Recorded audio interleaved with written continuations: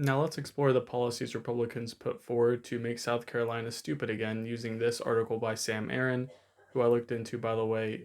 Unsurprisingly, he's a universal school choice advocate. The first policy established a program that allows parents to steal $6,000 worth of funding for public schools to use that to pay for private school tuition and for transportation to private schools.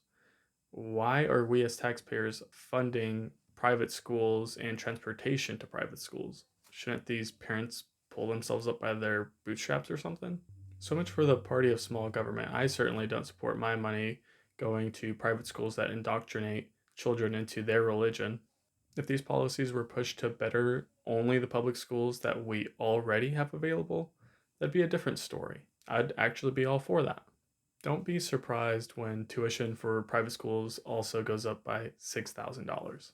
They also want to steal taxes through private tax deductible donations. If you don't know what that means, I'll do my best to explain it simply. So, the government wants people to donate to charity, and in this case, the charity would be the private school because most are actually nonprofit, even though they can push religion and whatnot on children. So they'll lower your taxes if you do donate. This doesn't change the percentage that your money is taxed at, just how much of it is taxed. And usually there is a max amount that can be tax deductible.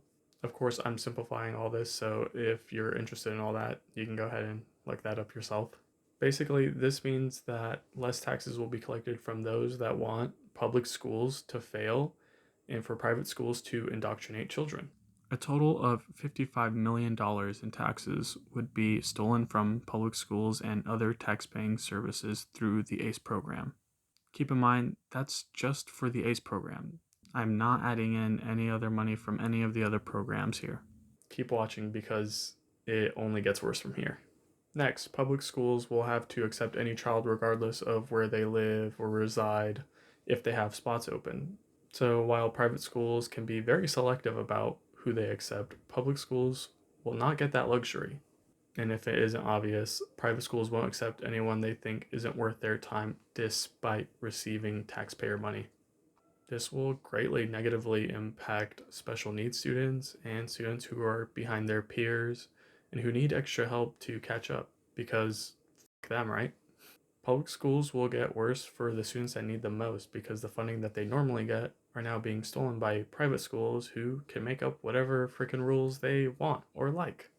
Isn't it interesting that most schools and districts already decided that they don't want open enrollment, and yet now they're being forced to have open enrollment? The land of the free isn't very free after all. They want to address the teacher shortage, the one they made up by paying teachers peanuts, by replacing qualified teachers with unqualified teachers for up to 10% of a school staff. They say this would be optional. Let's cut the bull.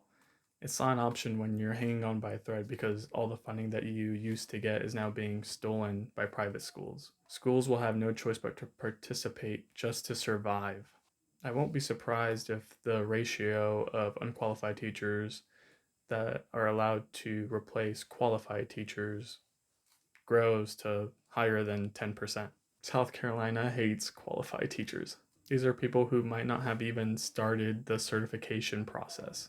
Republicans love to call something optional and then force you in a position to do what they want. They don't even want to hide that they want to directly use taxpayer money to give handouts to private schools. I thought the whole point of private schools was for them to earn their money through being competitive and by being perceived as a better option than public schools.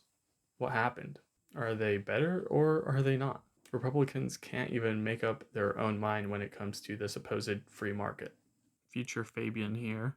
I actually found out some more information. Very recently, there was a Supreme Court case in South Carolina. The Supreme Court in South Carolina ruled that the scholarship trust funds were unconstitutional, and the programs, such as the ones that I mentioned here in the video, have actually been struck down. And that's such a good thing because that means public schools are getting their money and we're not handing out money to private schools. But just because we got a victory doesn't mean we have to stop fighting. there's already plans to try to implement these programs again in a different way. So keep fighting. Next time, I'll be going back to the non-certified teacher program because there's more there that needs to be discussed. Yes, that is how bad this is. For now, have a good day. Share, like, please follow. I hope you all enjoy these videos and find them to be well researched. I'll see you guys next time.